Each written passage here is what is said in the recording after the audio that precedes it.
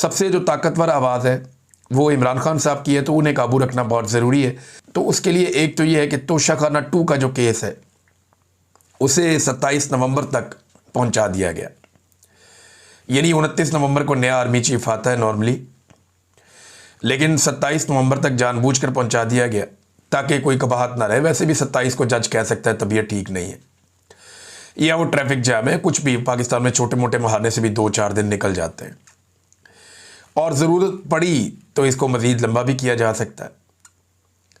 देखिए, अब जो GHQ हमला केस है, इस हवाले से या जो 9 मई के मुकदमात हैं, इन केसेस को भी वीडियो लिंक के ज़रिए समाअत की जाएगी। पंजाब ने इसकी मंजूरी दे दी है, और यानी कोई अगर रास्ता है इमरान खान साहब की आवाज़ बाहर आने का तो उसे बंद किया गया, और कोशिश ये की जा रही है कि एक्सटेंशन के मामलात खैर व आफियत के साथ मुकम्मल हो जाए। हालांकि कुछ टाउट्स गला फाड़ के बार बार ये कह रहे हैं कि जी एक्सटेंशन तो हो चुकी है, अब तो मुद्दत मुलाजमत 5 साल है, लिहाजा 5 साल के लिए ये वाला आर्मी चीफ रहेगा, और नेक्स्ट आर्मी चीफ जो आएगा वो भी 5 साल के लिए आएगा। और अगर इसी आर्मी चीफ को एक और एक्सटेंशन मिलती है तो इस आर्मी चीफ के टोटल 10 साल हो जाएंगे।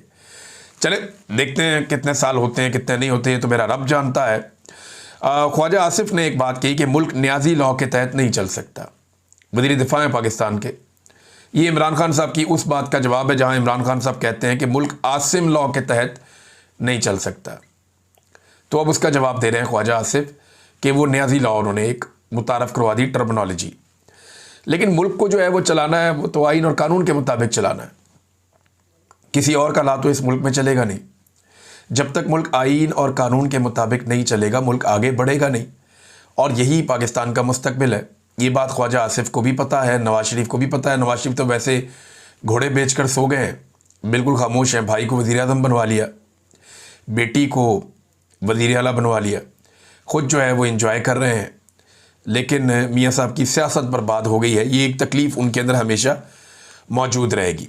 एक और बयानिया नाज़रीन बड़ा इंटरेस्टिंग है, और ये भी एक टाउट के ज़रिए कहलवाया गया। बयानिया ये है कि 9 मई हमारा 9/11 था। 9/11 पे ना अमेरिका में ट्विन टावर्स के ऊपर जहाज़ आकर टकराए थे और ट्विन टावर्स तबाह हो गए थे। उसके बाद अमेरिका पूरा का पूरा बदल गया, बल्कि पूरी दुनिया का सिस्टम ही बदल गया। इंटरनेशनल एयरपोर्ट्स के ऊपर जो चेकिंग के सारे मेयारात हैं वो तब्दील हो गए, पूरी दुनिया का स्ट्रक्चर ही तब्दील हो गया, हर चीज़ अजीबोगरीब हो गई।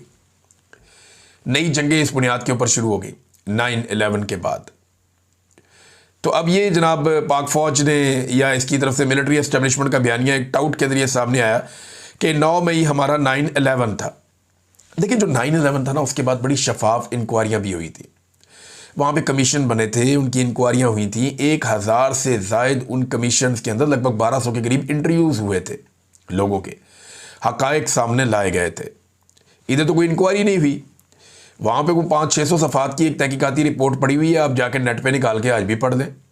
पाकिस्तान में क्या हुआ? कुछ भी नहीं हुआ। हत्ता कि जो फ़ौजी अदालतों ने सज़ाएँ दी वो भी आज तक हमारे पास मौजूद नहीं है। और 9/11 के बाद अमेरिका का जुडिशल सिस्टम जो है वो काम कर रहा था, वहाँ पे मिलिट्री कोर्ट्स नहीं लाई गई, ये सारा कुछ इस तरीके से नहीं किया गया। तो ज़रा थोड़ा पढ़ लें तो ज़रा आसानी रहेगी इन टाउटों को भी और इनके आकाओं को भी, कि जनाब 9/11 और 9 मई का आप कोई तकाबली जायज़ा नहीं ले सकते। 9/11 जो है वो एक बिल्कुल अलग कहानी है दहशतगर्दी की, और उसमें वैसे भी बहुत सारे हमारे पाकिस्तान के जो एस्टेब्लिशमेंट के आला कार या हमारे एस्टेब्लिशमेंट के अपने लोग वो माजी में ये कहते रहे कि ये तो अमेरिका का अपना खेल था, ये तो उन्होंने मिल मिला के 2 नंबरी की है। बड़ी अजीबोगरीब मिथ्यें जो हैं वो इसके बारे में मार्केट में लॉन्च की गई, जनाब ये खबर वो खबर, ये तो जनाब खुद करवाया था। तो फिर जब आप ये समझते हैं कि 9/11 उन्होंने खुद करवाया था, तो 9 मई भी फिर आपने खुद ही करवाया। इमरान खान साहब तो कहते हैं कि ये एक फॉल्स फ्लैग ऑपरेशन था और कुछ भी नहीं था, यानी ये फॉल्स फ्लैग है। नाज़रीन, खैबर पख्तूनख्वा में नए सूबाई वज़रा ने हलफ उठाया। इस हवाले से 2 चीज़ें मैं आपके सामने रखूँगा। नंबर 1 तो ये कि मुख्तसर काबीना ने हलफ उठाया। अच्छे वज़ीर हैं जो सारे रखे, अच्छी शोहरत के मालिक लोग हैं जिन्हें वज़ीर बनाया गया, यानी PMLN और पीपल्स पार्टी की तरह ये जो ताकतवर बड़े लोग होते हैं, बड़े ख़ानदान होते हैं, या वो लोग जो बड़े पैसा वैसा इस्तेमाल करते हैं सियासत में, उन्हें नहीं बनाया गया, बल्कि यहाँ ये देखा गया कि कौन आदमी किस काबिलियत का मालिक है। तो एक जो काबीना बनी है उसके बारे में बहुत सारे लोग ये कह रहे हैं कि एक बैलेंस काबीना है। हाँ, ये ज़रूर कह रहे हैं कि कुछ और लोगों को होना चाहिए था, लेकिन जो है उनके बारे में कोई एतराज़ नहीं कर रहा, सवाए इसके कि कुछ लोगों ने कहा कि ख़वातीन इसमें नहीं है। ख़वातीन भाईजान कोई पल्ले से डाल लें, वो ख़वातीन लाएँ कहाँ से? एक ख़ातून सिर्फ इलेक्शन जीती थी, सुरैया बीबी, जो जनरल नशिस्त पे जीती थी खैबर पख्तूनख्वा से, चित्राल से। वो जो खातून है उन्हें बना दिया गया डिप्टी स्पीकर। अब डिप्टी स्पीकर और वज़ीर का ओहदा साथ साथ तो नहीं चलेगा ना, या तो वज़ीर रहेंगी या डिप्टी स्पीकर रहेंगी। तो काबीना में तो अरकान असम्बली आते हैं, और जो ख़वातीन को लाने की आप कह रहे हैं बात कि ख़वातीन को ज़रूर काबीना में रखा जाए, तो कैसे रखा जाए? ख़वातीन है ही नहीं। PTI की तमाम मखसूस नशस्तें छीन कर फजलुर रहमान को दे दी, नून लीग को दे दी, पीपल्स पार्टी को दे दी, ANP को दे दी, सबको दे दी। सब ने बहती गंगा में हाथ धो लिए, माले गनीमत इकट्ठा कर लिया। तो PTI की जब सीटें ही आप ले गए ख़वातीन की, तो वो किसी खातून को कैसे बनाए वो किसी खातून को अपनी काबीना का रुकन? हो सकता है फ्यूचर में कोई मुशीर वगैरह आ जाए, कोई खातून, लेकिन ये तो रास्ता खुद पाकिस्तान के इलेक्शन कमीशन ने और पाकिस्तान की अदालतों ने मिलकर ये रास्ता बंद किया है। नादरीन, मिरन शाह में लेकर गए शाहिद अफरीदी को, पाक फ़ौज की तरफ से उनको पहुंचाया गया वहाँ पे।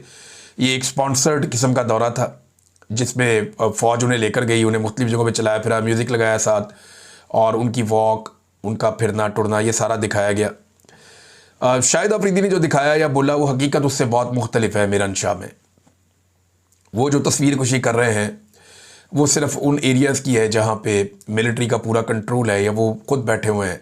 बड़े खूबसूरत मेस हैं, बड़े अच्छे पार्क हैं, बड़ी प्यारी जगह हैं, जहाँ ये खुद बैठते हैं वो तो बड़ी खूबसूरत जगह रखते हैं। लेकिन मामला ये है कि जहाँ पे लोग रह रहे हैं, जिन बाज़ारों में, गलियों में, कूचों में, जिन पहाड़ों पे, जिन घरों में, उनके हालात अगर आप चेक करें तो आपको पता चलेगा कि एक्चुअली इस वक्त मिरन शाह के लोग किस सूरत हाल का सामना कर रहे हैं।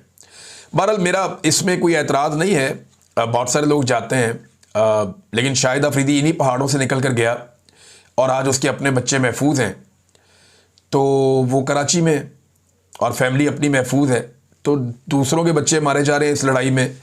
तो इस जंगी जनून के हक़ में बयान देने के बजाय मेरे ख़्याल में अक्ल वाली बात करनी चाहिए। खिलाड़ी वैसे भी अमन के सफ़ीर होते हैं, जंग के पैरोकार नहीं होते, लेकिन ये जंगी जनून ने एक पागलपन है। और शाहिद अफरीदी वैसे भी अपनी हर चीज़ को GHQ के साथ जोड़ते हैं, फ़ौज के साथ जोड़ते हैं, लिहाजा वो उनको तो जहाँ वो कहते हैं वो चले जाते हैं। लेकिन फ़ौज के लिए सोचने की बात यह है कि आप तो खुद इस मुल्क के हीरो हुआ करते थे, आपके तो डंके बजते थे। ये शाहिद अफरीदी जैसे छोटे मोटे लोग तो आपके साथ खड़े होकर बड़ा फ़ख्र महसूस करते थे और कोशिश करते थे कि थोड़ा सा इनको भी फ़ायदा हो जाए। लेकिन आज हालात ये आ गए हैं कि अपने बयानिए की तरवीज के लिए शाहिद अफरीदी जैसे लोगों को लाकर खड़ा करना पड़ता है। यहाँ तक पाकिस्तान की अफवाज कैसे पहुँची? मिलिट्री एस्टेब्लिशमेंट की गलत पॉलिसीज़ की वजह से।